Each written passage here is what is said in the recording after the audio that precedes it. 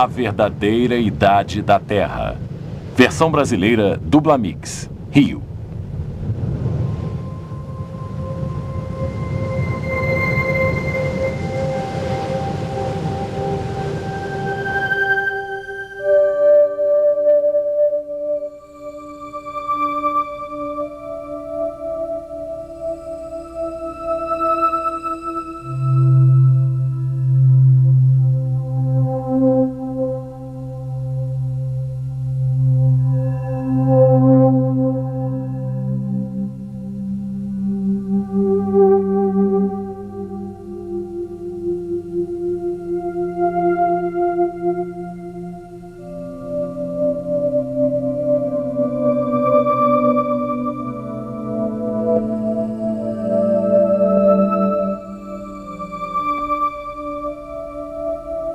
Durante décadas, os cientistas prosseguiram com a teoria evolucionista das origens. De uma Terra que havia sido formada pelo resfriamento lento de uma massa derretida há mais de 4,5 bilhões de anos para criar as rochas que são a base dos continentes, os granitos. Da vida que teve início espontaneamente em algum oceano primeiro e que se desenvolveu durante centenas de milhões de anos para chegar às muitas formas de vida que vemos na Terra hoje. Da longa formação de eras e do ressecamento desses antigos oceanos para produzir rochas sedimentares tais como as do Grand Canyon, onde o próprio desfiladeiro foi esculpido pelo Rio Colorado há milhares de anos. De depósitos de carvão e de petróleo, enterrados em rochas sedimentares por todo o mundo, que presumivelmente exigiram milhões e milhões de anos para serem formados através do acúmulo e da decomposição da vegetação existente em eras passadas. Porém, teriam os cientistas considerado todas as evidências até chegar à sua teoria de uma Terra que se desenvolve desde a antiguidade? E se houvesse evidências nos próprios canyons que demonstrassem que se formaram rapidamente ao invés de terem se formado através de um resfriamento lento? E se houvesse provas que essas formações sedimentares que compõem o Grand Canyon tivessem sido depositadas rapidamente ao invés de lentamente? E se houvesse provas de que o próprio Canyon tivesse sido esculpido durante um breve período de tempo através de processos rápidos de erosão?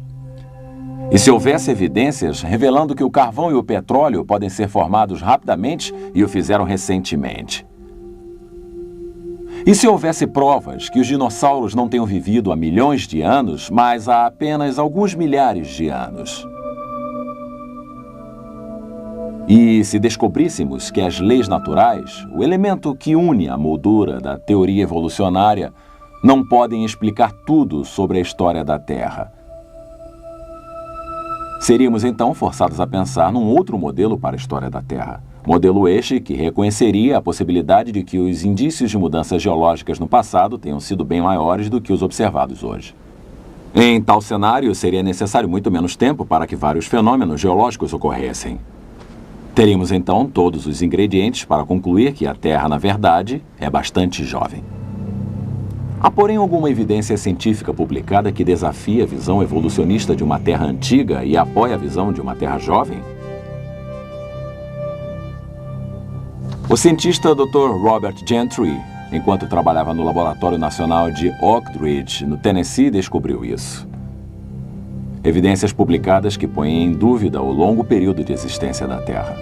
Em 1977, a Rede de Comunicações de Pesquisas publicou um relatório especial de descobertas sobre os resultados das publicações científicas do Dr. Robert Gentry, caracterizando suas implicações conforme segue. Leis físicas atuais podem não ter governado o passado. As rochas da crosta primordial da Terra, ao invés de um resfriamento e solidificação ao longo de milhões de anos, se cristalizaram quase que instantaneamente. Algumas formações geológicas consideradas como possuindo 100 milhões de anos, na realidade, possuem apenas alguns milhares de anos de idade. Admitam tais proposições e qualquer pesquisador irá lhes dizer que toda a estrutura da história das ciências naturais se dissolveria inteiramente. Poucas certezas iriam permanecer. Porém, tais possibilidades e outras igualmente desafiadoras foram sugeridas numa série surpreendente de trabalhos publicados ao longo dos últimos anos em jornais científicos renomados, no Nature, Science e no Anual de Ciência Nuclear, dentre outros. Da Rede de Comunicações de Pesquisas, Relatório de Descobertas 1977.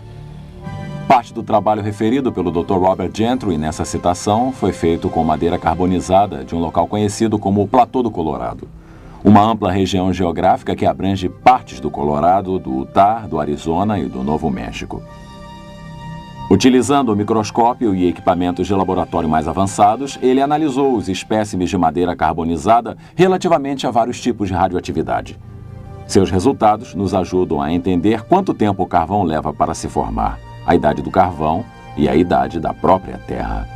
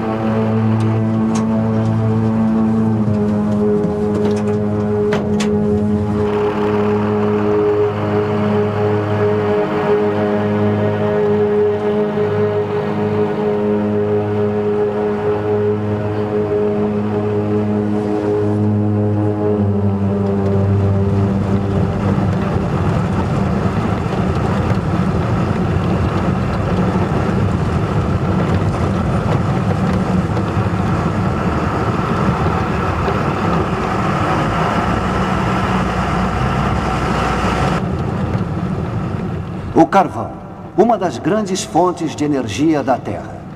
Antes que possamos responder à pergunta relativa à idade do carvão e o tempo de sua formação, precisamos responder à pergunta: de onde vem o carvão? Aqui nessa mina de carvão em Price, Utah, temos a resposta. Aqui temos um tronco praticamente todo transformado em carvão. Há milhares de troncos assim nessa mina e em outras minas por aqui na região de Price.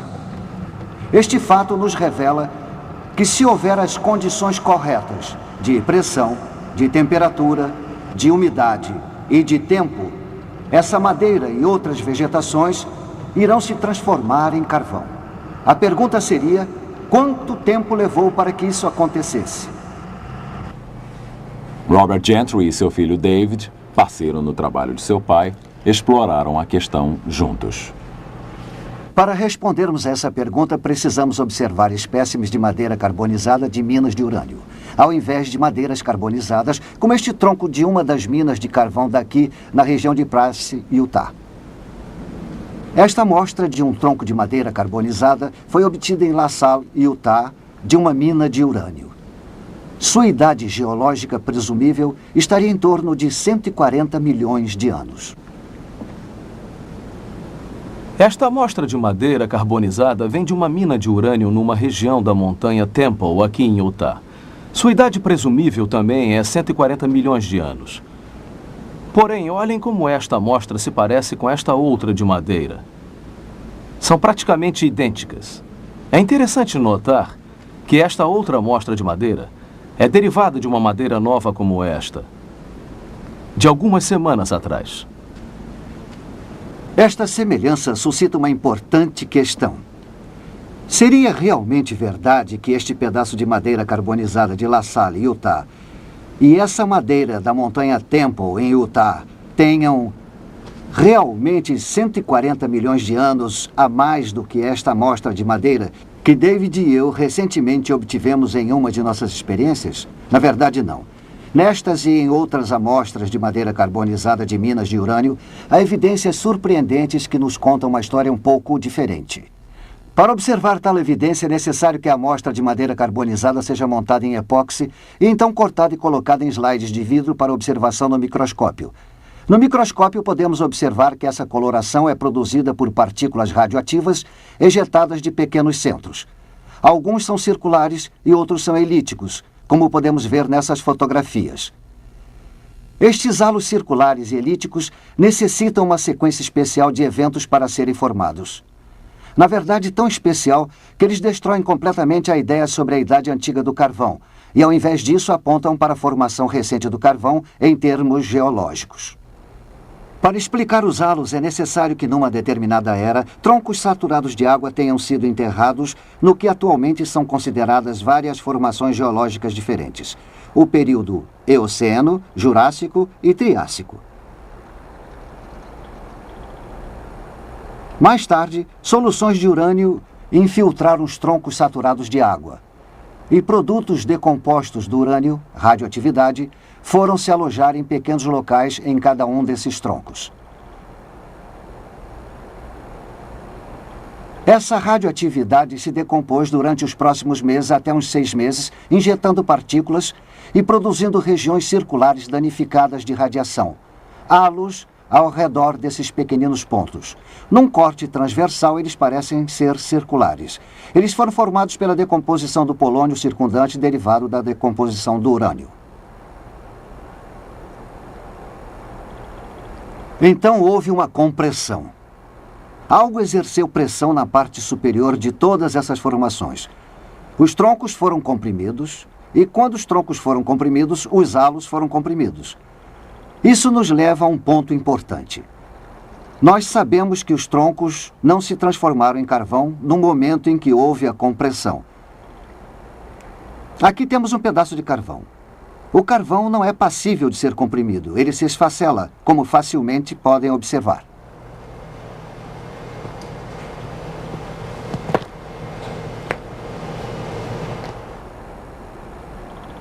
Toda a informação que vimos até agora indicaria que tais eventos foram simultâneos em todas essas formações geológicas. Mas existe ainda mais evidência disso. Quando o urânio penetrou a madeira, ele deixou alguns de seus produtos decompostos a partir do momento em que penetrou na madeira. Eu medi tanto a quantidade de urânio nesses troncos carbonizados e também a quantidade de chumbo, o produto decomposto. Assumindo que a decomposição de urânio para o chumbo tenha sido uniforme, uma suposição que iremos discutir mais tarde, chegamos à conclusão de que todos os troncos foram enterrados juntos recentemente. Mas quão recentemente? Em 1976, eu publiquei meus resultados dos estudos realizados com esses troncos no exemplar de 15 de outubro de 1976 da Science. Eis aqui o que escrevi nesse relatório. Tais valores extraordinários relativos à proporção de chumbo-urânio admitem a possibilidade de que ambas, a infiltração inicial de urânio e a carbonização, possam possivelmente ter ocorrido ao longo dos últimos milhares de anos. Em outras palavras, eu estava sugerindo que o carvão pode ser formado de maneira bastante rápida em termos geológicos, o que contradizia o pensamento convencional acerca da formação do carvão. Qual foi a reação da comunidade científica a esses novos dados? Eu recebi uma carta do professor Rafael Kasman, da Universidade Estadual de Louisiana, alguns meses após, datada de 27 de janeiro de 1997. Caro Dr. Gentry, eu venho pacientemente examinando a seção de cartas da Science desde a publicação feita pelo senhor e por seus colegas a respeito de seus achados sobre os radiohalos. O silêncio é surpreendente. Eu acho que pode ser interpretado como um silêncio de estupefação. Seus resultados não apenas irão perturbar enormemente o engenheiro, porém seu impacto sobre a ciência da geologia, possivelmente modificando as visões aceitas relativas à duração das eras geológicas, será sentido durante muitos anos. Sinceramente, Rafael G. Kasman. Logo após, o professor Kasman organizou um simpósio. Ele se intitulava Já Era Tempo, 4 bilhões e meio de anos? Teria a Terra mesmo 4 bilhões e meio de anos? Quando os resultados do simpósio foram relatados e publicados no exemplar de setembro de 1978 do GeoTimes, eis aqui o que ele dizia. Apesar dos depósitos de onde a madeira carbonizada tenha sido obtida sejam considerados como sendo pelo menos da era Cretácea e possivelmente das eras Jurássicas e Triássicas, a proporção entre o urânio 238 e o chumbo 206 deveriam ser baixas.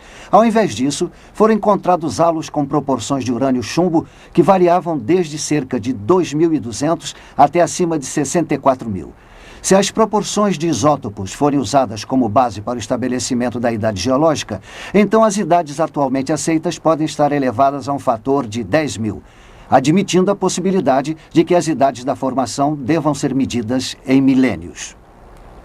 Traduzindo, isso significa vários milhares de anos para a formação do carvão e todas as formações geológicas.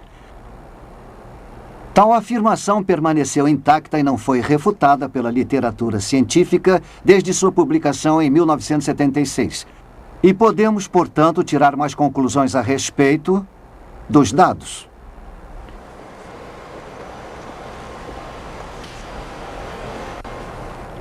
Os geólogos assumiram que a era Eocena tenha ocorrido há 60 milhões de anos, a Cretácea há cerca de 110 milhões de anos, a Jurássica há cerca de 160 milhões de anos e a Triássica há cerca de 225 milhões de anos. Porém, os resultados que apresentamos contradizem tal informação, demonstrando, no entanto, que houve o sepultamento coletivo de todas essas formações há alguns milhares de anos.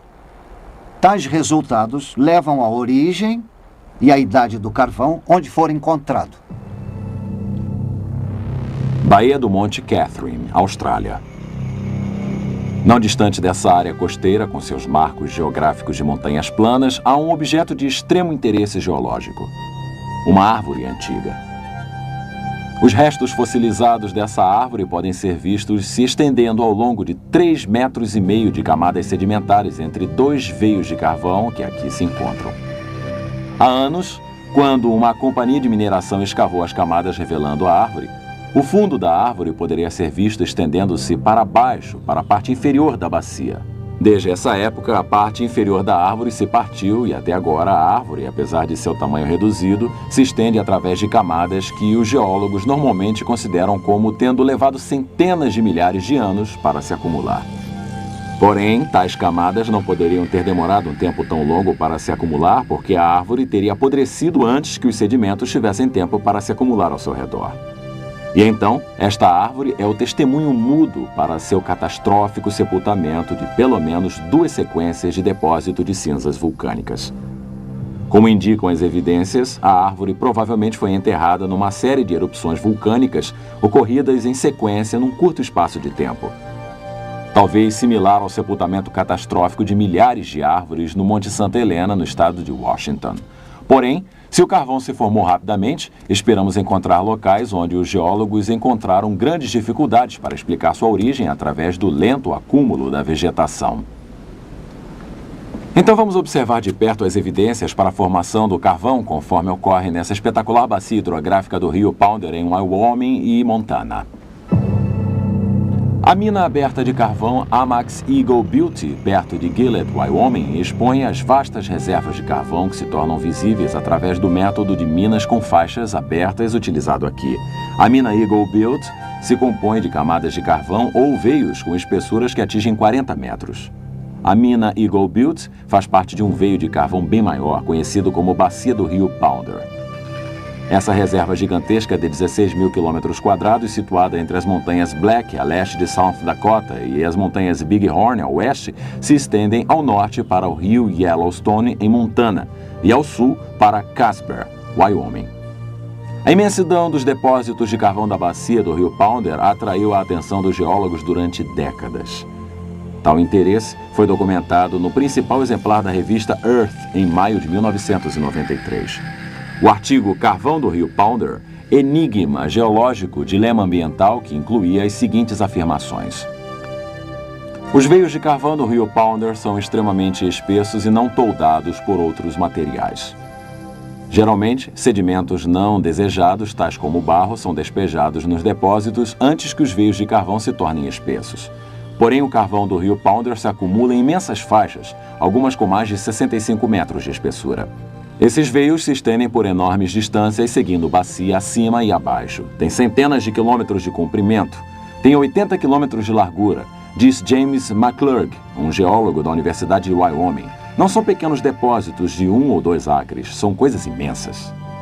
McClurg, que estudou a bacia por mais de uma década, diz que não há outro lugar no mundo que tenha tantos veios com 15 ou mais metros de espessura. Porém, a bacia do rio Pounder não é apenas uma fonte de recursos econômicos. Para os geólogos, ela é também um intrigante enigma científico. Os geólogos vêm estudando a bacia há mais de um século, essencialmente para responder a uma pergunta frustrante: como os veios se tornaram tão maciços?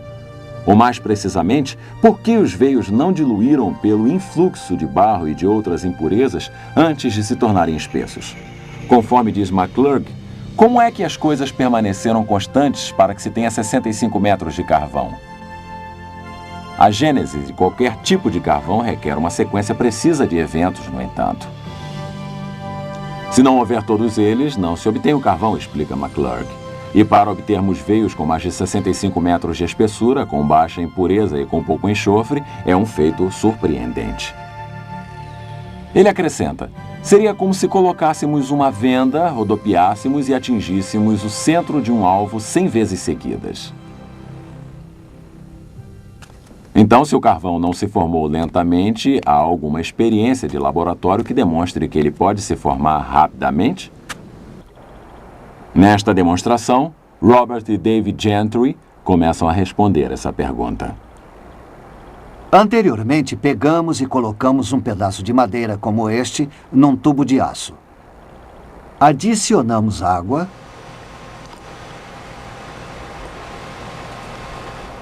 Então lacramos.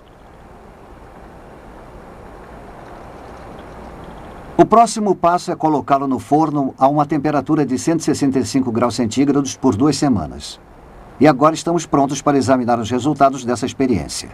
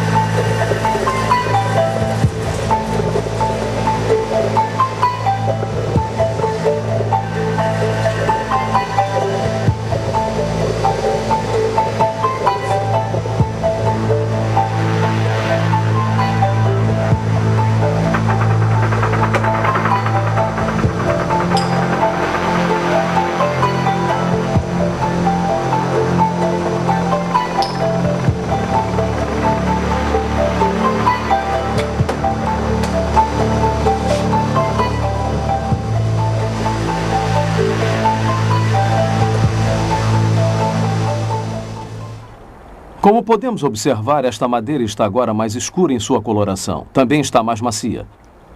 Uma reação química entre o vapor e a madeira sob pressão fez com que tais mudanças ocorressem. Esta amostra ainda não é carvão. Mas, na realidade, o processo de transformação em carvão foi iniciado. A questão é: o carvão irá ser o resultado obtido se essa experiência ou uma variação se prolongar por um período mais longo? Os cientistas do laboratório Argonne responderam a essa pergunta através de uma série de experiências realizadas na década de 80. Um dos primeiros relatórios acerca de seu trabalho foi publicado na revista Notícias de Química e Engenharia, no exemplar de 21 de novembro de 1983. Na página 42 da revista, lemos a seguinte citação: químicos do Laboratório Nacional Argonne conseguiram criar um tipo de carvão artificial de materiais naturais existentes.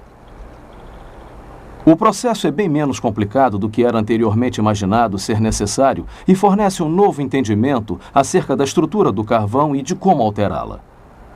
Posteriormente, quando o relatório foi publicado no jornal científico Geoquímica Orgânica, o jornal inglês de ciências Nature informou o sucesso que obtiveram ao realizarem tal experiência.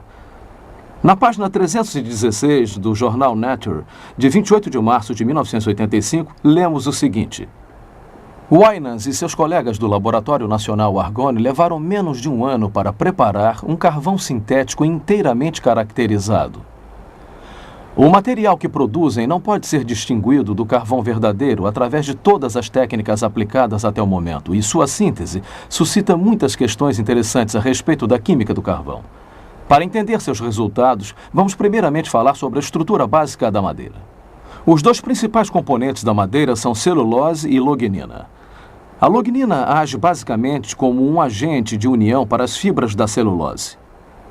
Diversas variações da experiência de Argonne foram realizadas, porém a fórmula de sucesso combinava lognina e barro com o calor.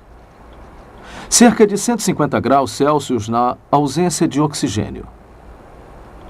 Durante um período de aproximadamente 8 meses, o carvão artificial foi produzido. A rapidez através da qual o carvão se forma quando o vapor interage com a madeira sob pressão nos leva a indagar. Poderia o vapor ou a água quente também produzir a rápida transformação de matéria orgânica em petróleo? Um artigo Água a Água por toda parte, publicado no exemplar de 20 de fevereiro de 1993 da revista Notícias da Ciência, responde a tal pergunta. Pesquisadores da Exxon descobriram que a água exercia um papel essencial na formação do petróleo. Esforços para sintetizar o petróleo não obtiveram sucesso até que água muito quente foi adicionada ao veículo reator contendo a amostra de rocha. Quando isso foi feito, uma camada de petróleo foi encontrada na superfície da água no final da experiência. Tal resultado prova que há um caminho alternativo para a produção de petróleo na Terra, com a água superaquecida representando um papel determinante. O artigo indicava que essa descoberta poderia entrar em choque com as ideias estabelecidas sobre a formação do petróleo. Na verdade, no entanto, outros acontecimentos naturais já estão indo de encontro a teorias convencionais. Por incrível que pareça, certos pesquisadores aqui na Universidade Estadual de Oregon publicaram relatórios demonstrando evidência de formação de petróleo atualmente na bacia Guayamos, no Golfo da Califórnia. Atualmente no Golfo da Califórnia, numa profundidade de 2.000 metros do nível da água, há um depósito de sedimentos orgânicos derivados de algas marinhas e outras fontes orgânicas. Abaixo do depósito, a água superaquecida está sendo pressionada para cima de uma profunda fonte de calor através desses sedimentos. O petróleo está sendo formado pela interação de sedimentos orgânicos com a água superaquecida. Esse petróleo hidrotérmico da bacia de Guayamos, na verdade, não pode ser distinguido do petróleo cru retirado de poços perfurados em outros locais na Terra. A implicação de tal descoberta não pode ser superestimada. A possibilidade existe de que a gênese dos reservatórios de petróleo cru abundantes através do mundo talvez seja explicada por um processo hidrotérmico similar ao que acontece na bacia de Guayamos. Porém, ao invés de uma dispersão aberta de petróleo diretamente para a água do mar, um sistema fechado poderia facilmente ser visualizado onde um reservatório de petróleo cru poderia ser coletado. É concebível que um grande dilúvio universal tenha sido essencial na produção das enormes reservas de petróleo do Oriente Médio e de outros locais. A vasta quantidade de vegetação coberta por tal inundação, misturada a uma água superaquecida, como a detectada na bacia de Guayamos, poderia produzir petróleo nos volumes que vemos hoje em dia. Dependendo das condições de sepultamento, a matéria orgânica se transformaria em petróleo ou em carvão. Há algum modelo em nossa história que incorpore essas características? Um modelo que permita a formação das grandes reservas de carvão e de petróleo da Terra num período mais curto de tempo do que previamente se estimava ser possível? Que tal um modelo baseado no registro da história da Terra fornecido em Gênesis? A Bíblia descreve a Terra sendo criada há cerca de 6.000 anos. Uma terra originalmente coberta por vegetação viçosa e depois devastada por um dilúvio universal cerca de 1.700 anos mais tarde. Essa escala de tempo certamente se encaixa com todas as descobertas científicas que citei. E, igualmente de forma assertiva, a água cobriu um dia a nossa Terra. Em 1927, Noel Odell descobriu fósseis marinhos de conchas localizados perto do topo do Monte Everest. Montanhas surgindo das águas é como a Bíblia descreve o fim do mundo pelo dilúvio. De acordo com essa descrição, as conchas próximas ao topo do Monte Everest não são uma surpresa. E o carvão e o petróleo? Seriam eles um resultado da devastação rápida e do sepultamento da vegetação por um dilúvio universal? Se for, que dilúvio universal poderia ter causado este sepultamento tão rápido? A Bíblia fala de fontes das profundezas vindo à tona e menciona erupções vulcânicas e de bacias oceânicas pré-diluvianas. Isso é significativo, porque pesquisadores do oceano recentemente encontraram uma área no soalho do Oceano Pacífico com uma concentração de mais de 1000 vulcões. O tamanho dessa área é aproximadamente o mesmo do estado de Washington. Pesquisas adicionais do soalho marinho podem fundamentar ainda mais tais descobertas. A probabilidade de uma maciça atividade vulcânica durante o dilúvio bíblico nos leva a pensar numa das mais famosas erupções vulcânicas dos tempos modernos. No dia 18 de maio de 1980, um gigantesco desabamento de terra na face norte do Monte Santa Helena, no estado de Washington, foi acompanhado de uma explosão equivalente a 20 milhões de toneladas de TNT.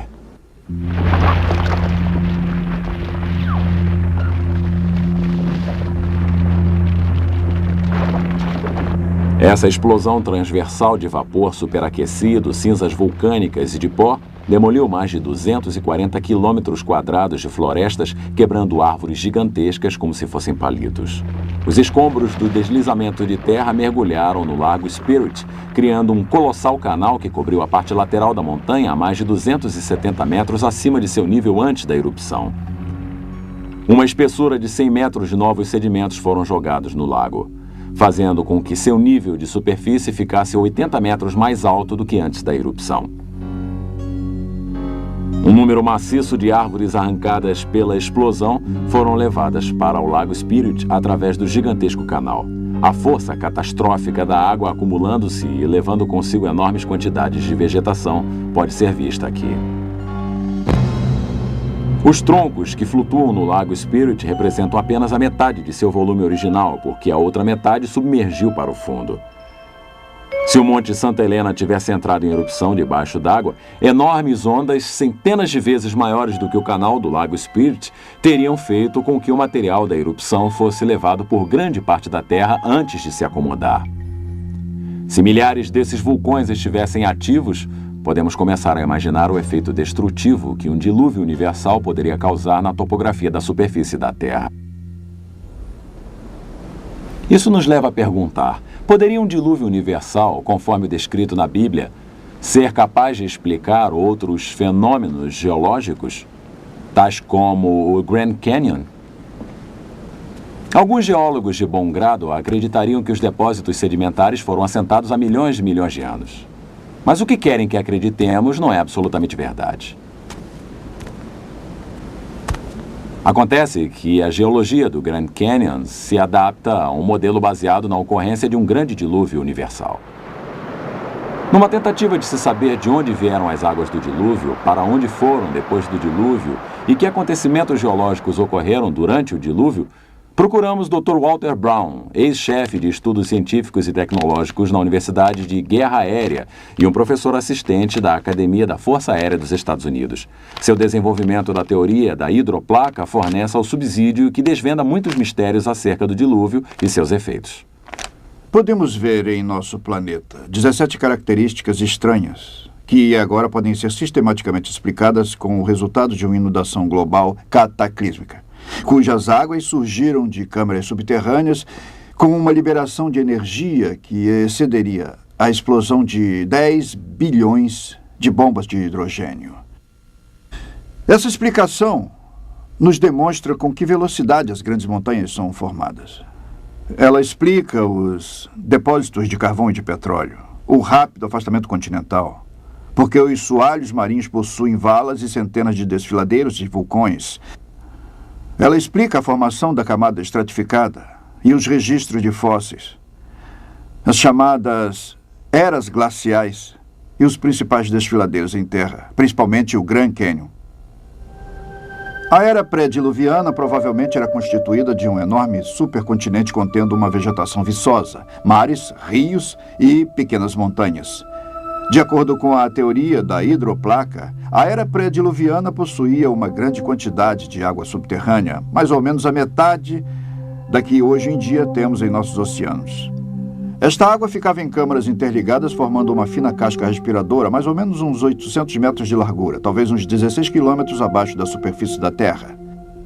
O aumento da pressão na câmara de água subterrânea expandiu a crosta acima. É uma pressão exuberante, que é quando a pressão interna aumenta.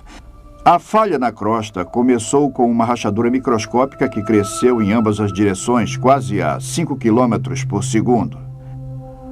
A rachadura, seguindo o caminho da menor resistência, circulou o globo em mais ou menos 2 horas. Enquanto a rachadura corria pelo globo, a crosta acima se abriu com um rasgão num tecido extremamente esticado. A água subterrânea sofria uma enorme pressão por causa do peso de 16 quilômetros de rochas pressionando sobre ela. Então a água explodiu violentamente para fora da ruptura. Os cálculos demonstram que, ao longo dessa rachadura que circundava o globo, fontes de água saíam em jatos supersônicos a mais de 30 quilômetros para a atmosfera. O borrifo dessas enormes fontes ocasionou chuvas torrenciais como a Terra jamais havia sofrido, tanto anterior como posteriormente. A Bíblia afirma que todas as fontes das grandes profundezas surgiram num só dia. E ela descreve tais acontecimentos há cerca de 4.500 anos atrás. O que agora podemos reunir cientificamente numa ordem de causa e efeito com a teoria da hidroplaca. As fontes das profundezas e a expansão do vapor produziram ventos violentos. Parte da água saindo em jatos acima da gélida estratosfera congelou e cristais de gelo causaram enormes tempestades de neve, enterrando, sufocando e instantaneamente congelando vários animais. As fontes de alta pressão causaram erosão na rocha em ambos os lados da fenda e até mesmo através dos conteúdos lamacentos de muitos mares no período pré-diluviano, enormes volumes de sedimentos se espalharam através dessa água lamacenta por toda a Terra. Os sedimentos foram ficando retidos, enterrando plantas e animais, formando os registros de fósseis. A vegetação levada pela inundação seguiu para regiões onde se acumulou e se decompôs em carvão e em petróleo através de processos que podemos repetir hoje em laboratório. Experiências demonstram que, à medida que a erosão alargava a fenda, sua largura se tornou tão grande que as rochas, pressionadas embaixo da câmara subterrânea, se ergueram, dando origem à cordilheira oceânica que se estende ao longo da Terra como a costura de uma bola de beisebol. As placas continentais, as hidroplacas, ainda com água lubrificante abaixo delas, escorregaram para baixo, afastando-se da cordilheira atlântica que surgia. Depois que as maciças placas continentais lentamente desaceleradas atingiam velocidade de cerca de 60 km por hora. Chegaram até locais de resistência, se comprimiram e se enrugaram, e se tornaram mais espessas e se curvaram. As partes das hidroplacas que se curvaram para cima formaram montes, as que se curvaram para baixo formaram valas oceânicas. E é por isso que essas características são geralmente paralelas às cordilheiras oceânicas de onde deslizaram. As hidroplacas, ao deslizarem, afastando-se das cordilheiras oceânicas, abriram profundas bacias oceânicas, para onde as águas inundadas se represaram. Toda a bacia continental reteve naturalmente a água, formando vários lagos.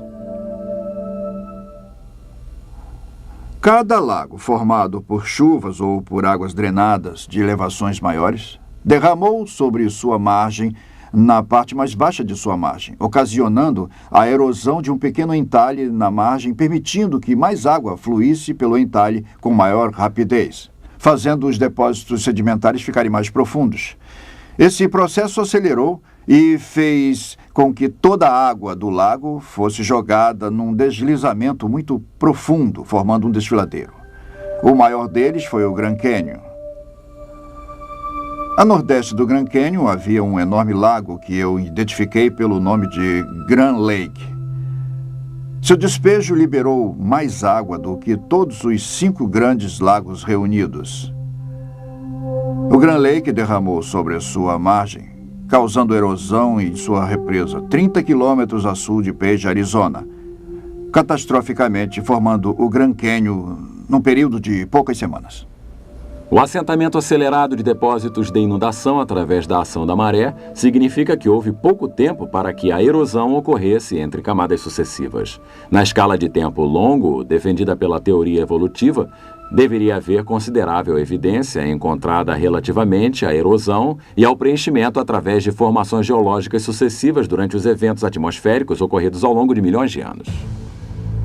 As camadas geológicas do Grand Canyon são notáveis por demonstrar pouca ou nenhuma evidência de erosão entre as diferentes camadas. Ao invés disso, vemos formação de camadas do tipo panqueca, o que é bastante consistente com o rápido depósito vislumbrado pelo modelo do dilúvio. A erosão não ocorreu até que todas as camadas houvessem sido depositadas. Mas com que velocidade poderia o próprio desfiladeiro ter sofrido uma erosão? Assentamentos recentemente depositados mostram que ainda não endureceram totalmente a rocha, o que permite supor que a erosão do desfiladeiro possa ter ocorrido de maneira bem mais fácil do que se tivesse endurecido a rocha, como a teoria evolutiva presumiu. No entanto, sob as condições certas, a água pode abrir seu caminho através das rochas mais duras, tais como os granitos no fundo do Grand Canyon. Tais condições envolvem a cavitação. Cavitação é o processo de pulverização da rocha associado com fluxo de águas maior do que 30 metros por segundo. À medida que a água flui através das formações irregulares até o canal do leito rochoso, bolhas de vácuo são produzidas, provocando golpes na superfície do leito rochoso, literalmente convertendo as rochas em pó. Um exemplo moderno da rápida erosão do leito rochoso através da cavitação nos vem da represa Glen Canyon, no Rio Colorado, pouco acima do Grand Canyon. O excesso de neve vindo da alta região da parte superior da bacia do Colorado no final da primavera de 1983 ocasionou um vazamento excessivo que despejou águas no Lago Powell, a velocidade de até 50 mil metros cúbicos por segundo. Esse despejo acelerado ameaçou inundar a represa Glen Canyon.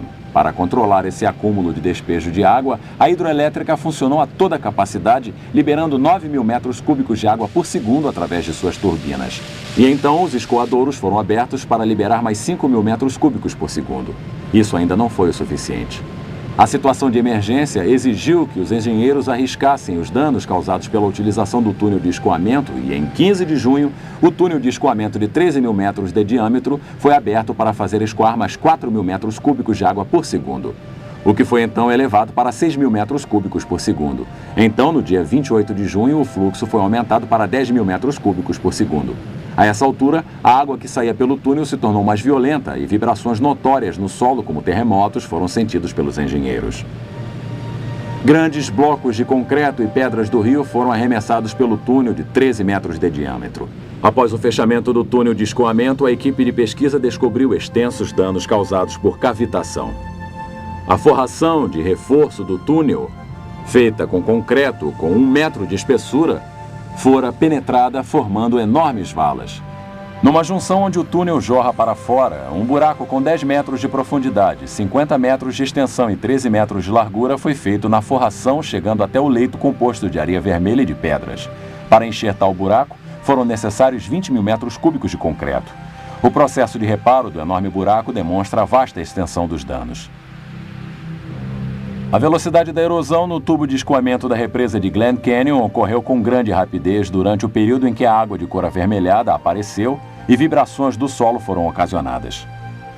É possível que a cavitação estivesse pulverizando concreto, aço e areia proveniente de pedras à velocidade de 330 metros cúbicos por segundo durante o período de pico da erosão.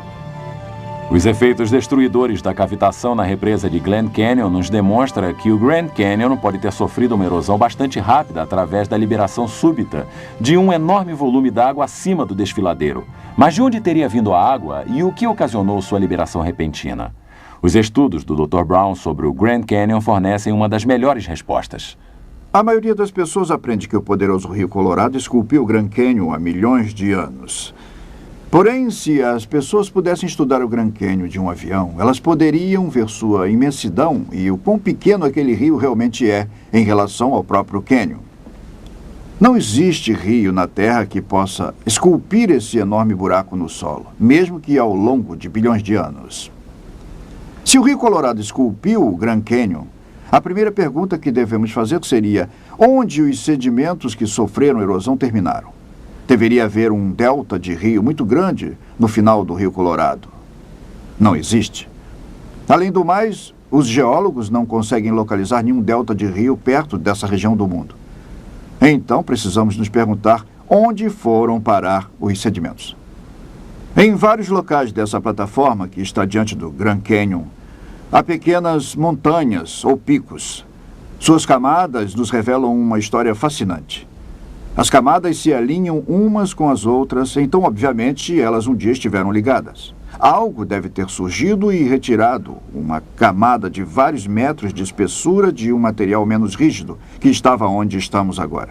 Então temos que explicar onde foram parar não só os detritos do interior, o vasto desfiladeiro de 320 quilômetros, porém também onde foram parar os milhares de metros de sedimentos que um dia estiveram acima de onde estamos agora e se espalharam por dezenas de milhares de quilômetros quadrados. Esta formação em especial, chamada de Red Butte, não apenas possui algumas dessas camadas horizontais, mas existe outra revelação em seu topo. A camada superior é de derramamento de lava, e a lava só derrama morro abaixo. Portanto, a um determinado momento, a terra que circundava a parte do topo desse pico deve ter sido ainda mais alta. Então, novamente, onde foram parar os sedimentos? O Grand Lake inundou e causou erosão catastrófica em sua represa, formando o Grand Canyon a sudoeste, num período de poucas semanas. Um outro grande lago pós-dilúvio que os geólogos reconhecem como tendo existido perto daqui seria o Hope Lake. À medida que o Grand Lake catastroficamente transbordou, eu acredito que tenha causado erosão na margem oeste do lago Hope, fazendo com que ele também transbordasse. Onde foi parar todo o sedimento? Foi levado para a região sul do Arizona, parte da Califórnia e Nevada rapidamente. As evidências que apoiam o dilúvio mundial descrito pela Bíblia há cerca de 4.300 anos estão aumentando. Quanto ao Grand Canyon, o dilúvio explica como as camadas sedimentares foram rapidamente depositadas enquanto as águas subiam, e como rapidamente sofreram erosão à medida que a água baixava. Nós também vimos onde foram parar os sedimentos. E assim como observamos provas do rápido sepultamento de vegetação pré-diluviana para produzir o carvão e o petróleo que temos hoje, veremos agora evidências fósseis do sepultamento rápido de formas de vida pré-diluvianas. De fato, as mais surpreendentes provas do depósito rápido de sedimentos da inundação vêm de fósseis bem preservados encontrados em certas regiões da Terra. Talvez as melhores provas fósseis do sepultamento rápido de plantas e da vida marinha esteja no sudoeste do Wyoming, no Monumento Nacional Fossil Butte. Durante os últimos 100 anos, cientistas e colecionadores particulares coletaram milhares de fósseis totalmente conservados para a ciência no interior do monumento. Aqui mesmo em Fossil Butte, existe uma surpreendente coleção diversificada de fósseis de tartarugas, folhas de palmeiras, crocodilos, folhas, insetos, galhos com frutos ainda intactos. Existem até fósseis de arraias, cujo esqueleto e cartilagens sabemos que se desintegram rapidamente, provando que todas essas formas de vida foram enterradas de maneira realmente rápida. Mas isso não é tudo. Talvez a mais espetacular evidência do sepultamento rápido de todos os fósseis dentro do monumento sejam os bilhões de mais de 20 espécies de peixes. Esta rocha de lava que está no centro de visitantes do monumento, que mede cerca de 3 metros por 1,5 metros, demonstra de maneira vívida alguns exemplares de tal número. De maneira espantosa, muitos dos peixes não apenas retiveram todo o seu esqueleto, porém seus dentes, suas delicadas escamas e a pele também. O vasto número de fósseis em Fossil Butte apresenta para os geólogos evidências para a solução de vários mistérios.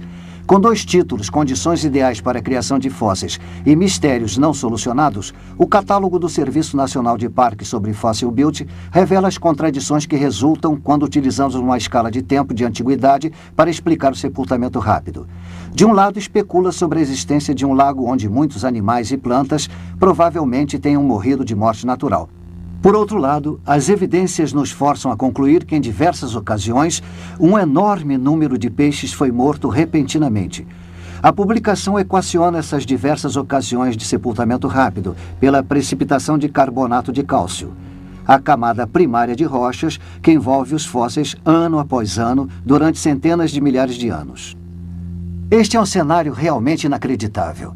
Que essa enorme quantidade de peixes tenha se reproduzido num curto período de tempo para ser varrido por uma catástrofe subsequente, aproximadamente um ano depois, e que isso tenha se repetido por centenas de milhares de vezes.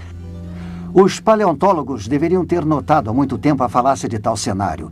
Pelo menos se não houvesse outro motivo, observando a bela folha de palmeira totalmente preservada, porque simplesmente as palmeiras não crescem na água e suas folhas não são arrancadas por brisas. Somente uma catástrofe de enormes proporções pode ser responsável pelos fósseis totalmente preservados de Fossil Butte. As rochas que lá existem são como a maioria das rochas do Grand Canyon, primariamente compostas de carbonato de cálcio. Todas tiveram uma origem comum: a erupção de gases vulcânicos com lodo sendo arremessado da bacia dos oceanos pré-diluvianos. Essa base comum, unida às evidências de depósito rápido e ao sepultamento, nos revelam simplesmente que Fossil Butte e o Grand Canyon seriam originários do mesmo acontecimento avassalador, a catástrofe do Grande Dilúvio Universal. Mas haveria alguma outra evidência confirmatória de que Fossil Butte tem apenas a idade do dilúvio? A resposta é sim. Os geólogos repetidamente identificaram o sítio geológico de Fossil Butte como pertencente ao período Eoceno, que eles imaginam tenha ocorrido de 50 a 60 milhões de anos. Porém, já vimos através de meu estudo sobre madeira transformada em carvão que o período Eoceno se encaixaria no quadro da Era do Dilúvio Universal, somente há alguns milhares de anos. Não há dúvida de que o acontecimento total de Fossil Butte se encaixe no quadro de um dilúvio universal e de uma Terra com idade ainda jovem. E ainda mais, nem tudo foi enterrado no primeiro dia do dilúvio. As águas subiram durante 40 dias.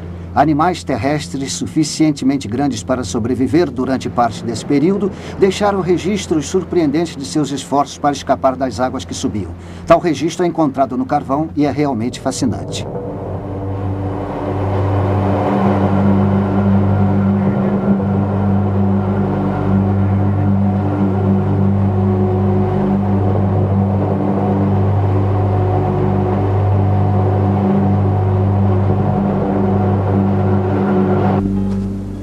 Pegadas de dinossauros no carvão? Impressionante, extraordinário. Como foram parar aí? Obviamente, no passado, havia uma enorme bacia de vegetação nesta área. Os dinossauros andavam por essa vegetação antes que se transformasse em carvão. Mas há quanto tempo foi isso? Qual a idade dos dinossauros? É isso que nós queremos saber. Essa outra pegada de dinossauro nos conta a história. Está aqui num desses troncos carbonizados, na mina de carvão em Price, Utah. Na verdade, está apenas a 33 metros de distância do tronco carbonizado que vimos anteriormente. Por isso, sabemos que, seja qual for a idade do tronco carbonizado, os dinossauros seriam da mesma idade.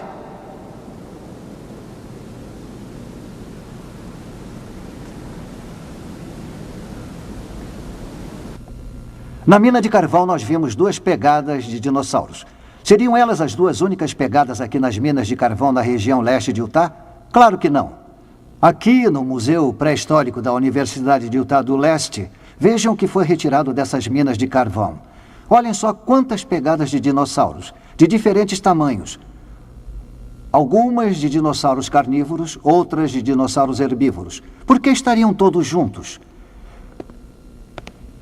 Para explicar isso, vamos dar uma olhada no mapa de fósseis de Kerr-Hareworth, que diz que há pelo menos 8 tipos diferentes de pegadas nos 100 metros da superfície do teto da mina. Aqui no próprio mapa podemos ver todas as pegadas nos troncos carbonizados. De acordo com o que está escrito, os dinossauros andavam por um pântano. Estudos, porém, nos revelam que isso não pode ter sido verdade. Não existe pântano no mundo que pudesse preservar tais pegadas. Todos esses dinossauros estavam juntos por uma razão. Estavam tentando escapar das águas emergentes de um dilúvio universal. Esses quadros nos ajudam a ilustrar como as pegadas podem ter sido formadas na época do dilúvio e por que existem registradas em carvão até hoje. A era pré-diluviana era coberta de vegetação viçosa. Havia beleza por toda parte. Então veio o dilúvio. Chuvas torrenciais e a explosão das fontes das grandes profundezas fez com que a viçosa vegetação da Terra fosse arrancada e levada pelas águas do dilúvio. Tal vegetação se acumulou em grandes tapetes e posteriormente foi depositada pelas marés e pela chegada de ondas gigantescas produzidas por atividade vulcânica. Nos oceanos pré-diluvianos, cada ação da maré deixou seu depósito de sedimentos dentro ou sobre a camada de vegetação. Os dinossauros, sendo pesados, puderam sobreviver a muitas das primeiras ondas gigantescas enquanto tentavam escapar das águas. Quando as águas baixaram, os dinossauros continuaram sua busca por terrenos mais altos. Eles deixaram suas pegadas nos sedimentos que haviam sido depositados sobre a vegetação. Em certos momentos, seu grande peso fez com que suas pegadas penetrassem a camada sedimentar, chegando até ao tapete de vegetação. Tal tapete posteriormente se transformou em carvão, onde os dinossauros deixaram suas impressões originais. Aí nós encontramos um indubitável registro de suas pegadas em carvão hoje em dia. Se esses dinossauros estavam reunidos e foram afastados pelas águas emergentes do dilúvio, é de acreditar que tenham sido sepultados juntos. E, de fato, aqui, no Monumento Nacional aos Dinossauros em Vernal, Utah, podemos ver um gigantesco cemitério de fósseis de dinossauros.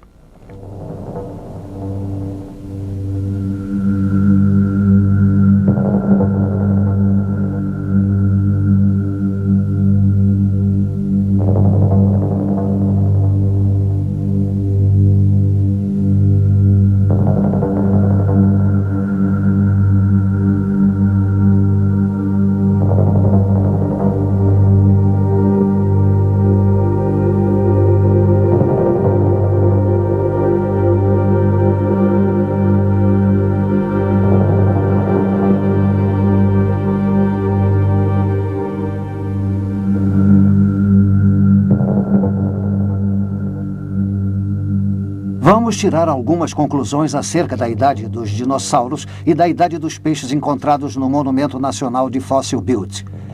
Aqui no Monumento Nacional aos Dinossauros, há uma placa que diz que esses ossos de dinossauros têm a idade de 145 milhões de anos, a chamada Era Jurássica.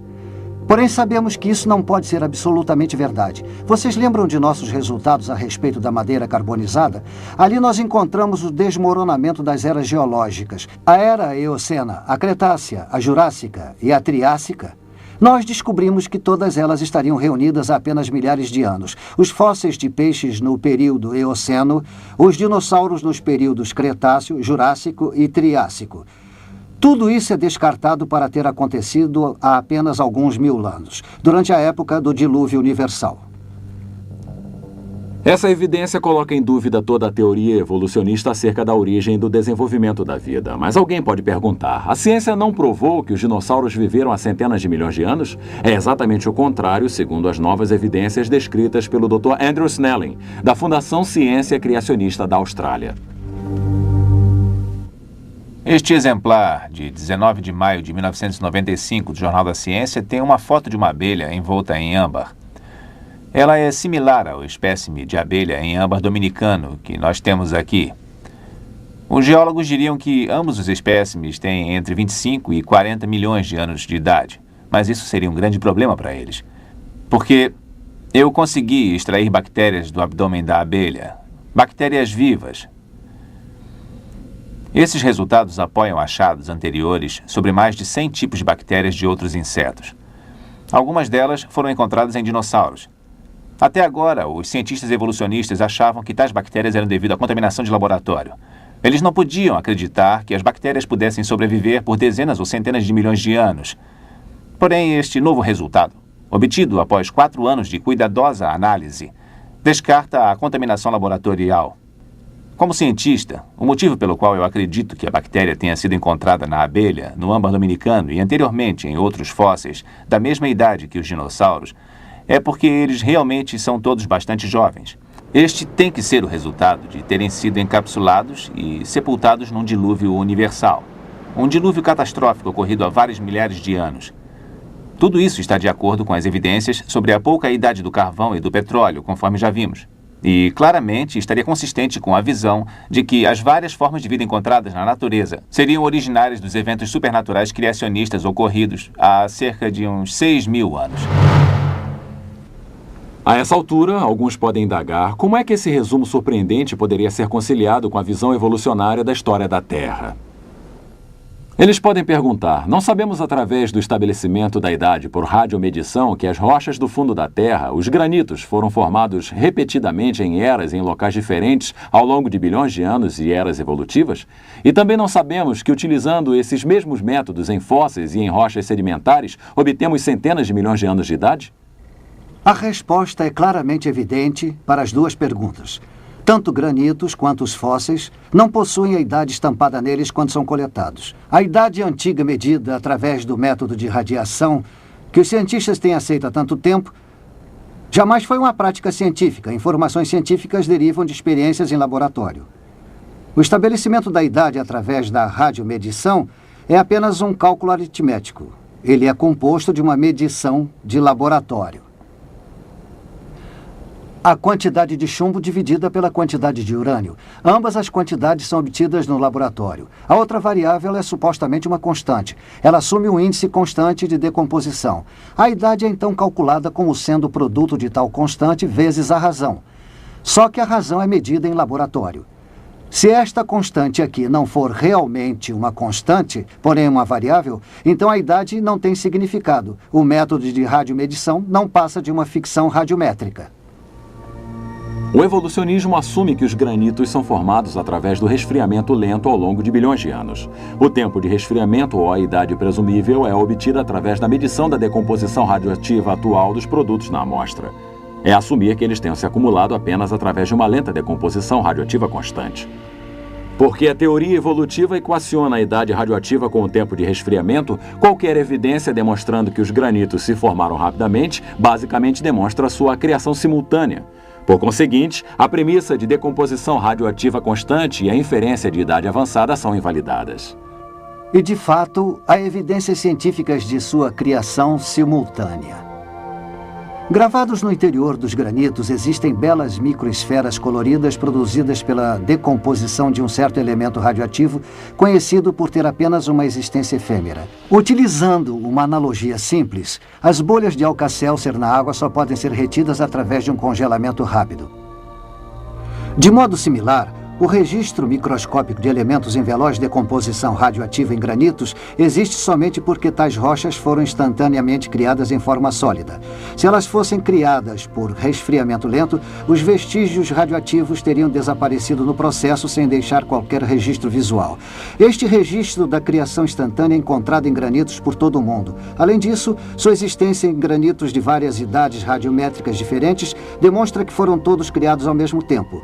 Isso faz desmoronar todo o fundamento das eras geológicas. As centenas de milhões de anos de resfriamento que os geólogos achavam que eram necessários para a formação do gigantesco monolito El Capitan são reduzidos para menos de alguns minutos. Qual o impacto que tais evidências causam sobre a idade da Terra? De forma muito significativa. A criação simultânea de diversos granitos nos informa que suas diversas idades radiométricas estão erradas, que algo está errado. Anteriormente descobrimos que havia apenas uma incerteza nos cálculos da idade radiométrica. Tal incerteza seria assumir um índice de decomposição uniforme. Agora sabemos que houve uma mudança no índice de decomposição em algum momento no passado. Minha visão é de que realmente, na época do dilúvio, houve uma ampla modificação e um aumento no índice de decomposição radiométrica. A radioatividade não pode, então, ser utilizada para estabelecimento da idade até depois do final da modificação do índice de decomposição. Qualquer esforço para utilizar a radioatividade para o estabelecimento da idade anterior a essa época certamente nos levará a um resultado errôneo. Outras evidências relativas à mudança no índice de decomposição e a respeito da pouca idade da Terra advêm de meus estudos sobre o núcleo de granitos de um sítio de escavação profunda no Novo México. Na década de 70, o Departamento de Energia perfurou uma profundidade de 4.600 metros com a finalidade de saber se poderiam extrair energia do calor existente nas profundezas da Terra. Eu retirei amostras de profundidades de 1.040 metros até os 4.600 metros. A finalidade era de extrair pequenos microscópicos zircônios, um mineral dos granitos que possui urânio. O resultado de tais investigações acerca dos zircônios foram publicados na Geophysical Research Letters em 1982.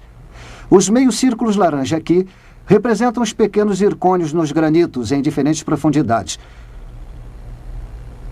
O primeiro, a 1.040 metros, a uma temperatura de 105 graus centígrados, descendo até uma profundidade de 4.663 metros, a uma temperatura de 313 graus centígrados, 3 vezes o ponto de ebulição da água. Agora vamos assumir que tais zircônios estivessem preenchidos com hélio num determinado tempo. Os pontos acima dos zircônios representam a velocidade com que os zircônios perdem o hélio, nas diferentes profundidades. Obviamente, o mais aquecido com a maior profundidade irá perder o hélio com mais velocidade do que o mais alto a 1.140 metros. Após um período de tempo, esperaríamos que, de fato, o zircônio mais próximo da superfície, a 1.140 metros, ainda possuísse o maior volume de hélio em si. O outro, que se encontrava na maior profundidade, com a temperatura mais alta, teria agora a menor quantidade de hélio, bem pequena.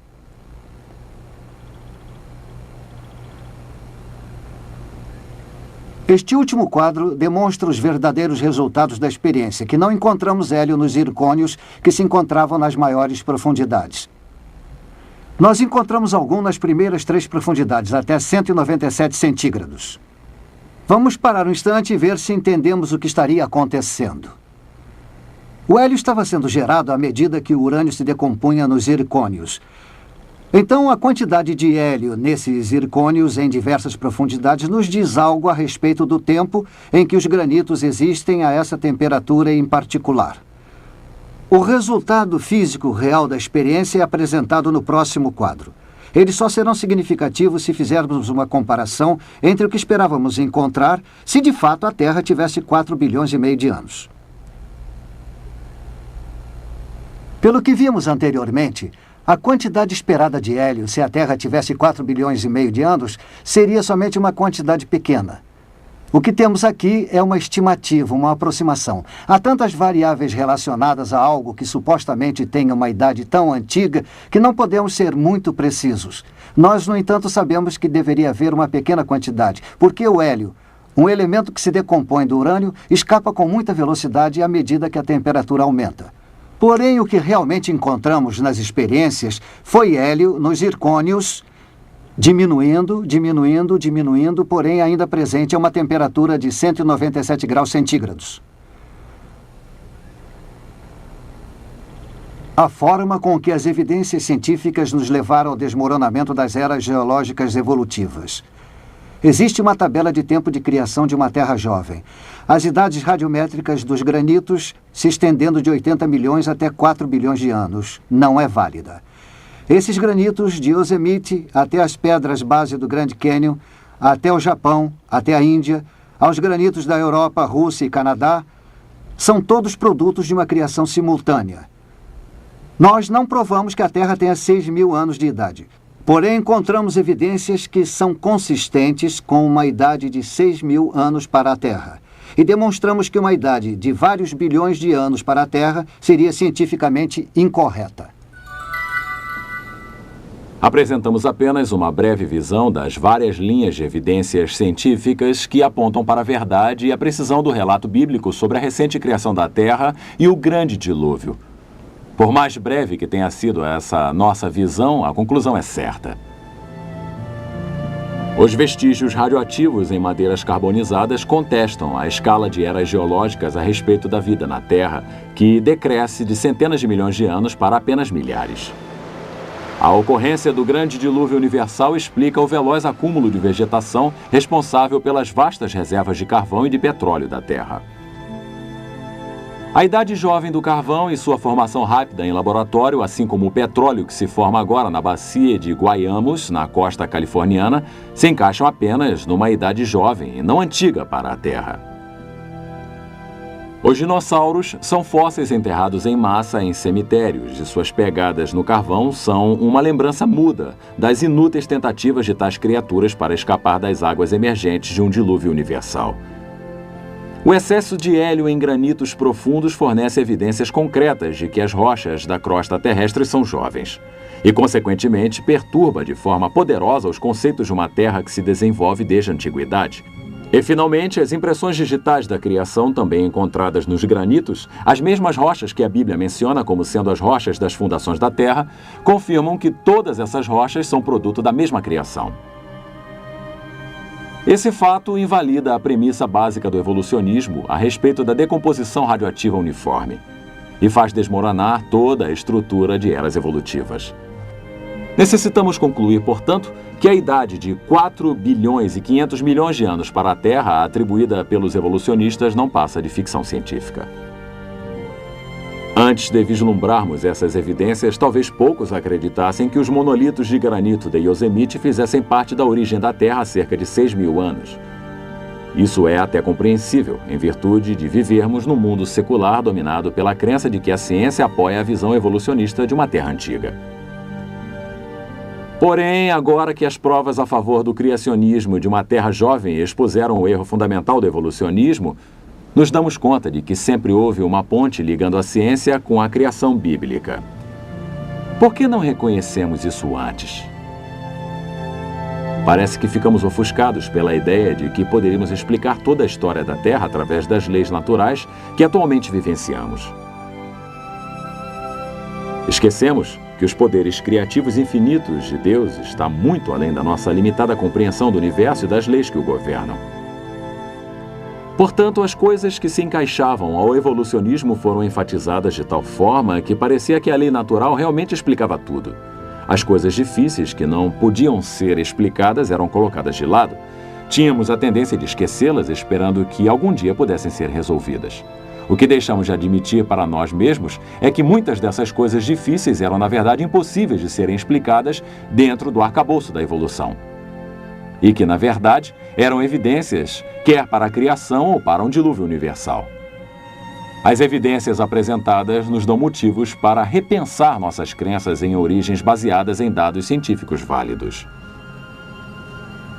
Claramente, o sistema de crenças que abraça todos os fatos científicos que apresentamos é o registro da criação fornecido em Gênesis e repetido por Moisés em Êxodo 20:11. Porque em 6 dias fez o Senhor os céus e a terra, o mar e tudo o que neles há. E ao 7º dia descansou. Assista também o vídeo As Impressões Digitais da Criação, onde são apresentadas provas científicas de que a Terra foi criada em um curto período de tempo, refutando a teoria de que a Terra tenha sido formada ao longo de bilhões de anos através de eras evolutivas.